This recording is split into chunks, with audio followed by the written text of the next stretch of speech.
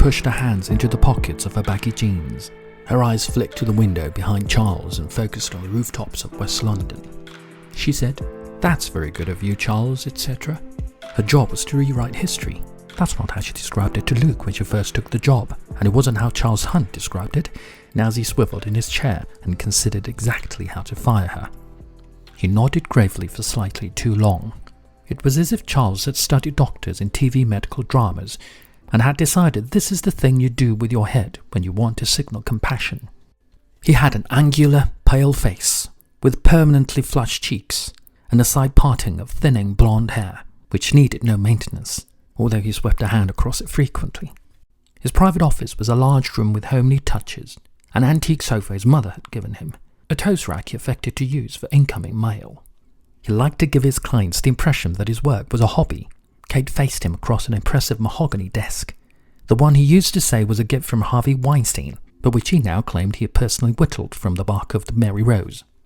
She watched him working out what to say next. Was it her imagination, or was her chair 2 inches lower than usual? Or was his higher? She had never noticed before. 9 months ago, Charles had given her a fortnight off and then called to say, what had he said? She had been drowsy with lack of sleep and a permanent hangover. A voicemail. "Kate, I'm really sorry as usual about Luke and etc., but we could really do with you back here ASAP. Obviously you're a woman and therefore naps need a bit longer than normal, I get that. Take as long as you need. I mean, the sooner the better if you ask me, because with my mother, Christ, the windows just collapse, don't they, like windows? Click on the top left cross of an Excel sheet and the whole thing goes croaking sound. No offense. Anyway, take as long as you need. You're a woman, I get that." In the office, Kate smiled pleasantly and waited. She knew what was coming. The idiot had put Sack Kate in the e-calendar he thought she couldn't access. It was a pity she hadn't got in there first and resigned. Where was her moment with her co-workers gazing on as she strode out of the office with an Aretha Franklin soundtrack and a big smirk on her face? She wasn't going to get that, and she had reason to believe that she didn't deserve it.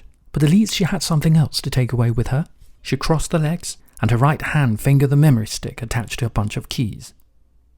Charles had founded Belgravia Technologia with nothing more than his own merit, flair, hard work, and £394,000 from his father, a former defence minister in a Conservative cabinet.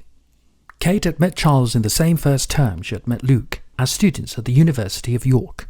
But over the years, she had heard him start to describe that place to clients as New York. In his mind, the simple addition of new was a harmless embellishment, and Kate was sure that the man himself had come to believe it. His company was an early and leading exponent of ORM, Online Reputation Management. Kate was the IT manager, but Charles owed her work much more than the title suggested, and considerably more than the salary he paid her. She designed and edited the website. She built and optimized the impregnable firewall. She created and continually upgraded the software architecture that kept the whole thing running smoothly. And of course, she told the rest of the staff how to turn the computers off and on again.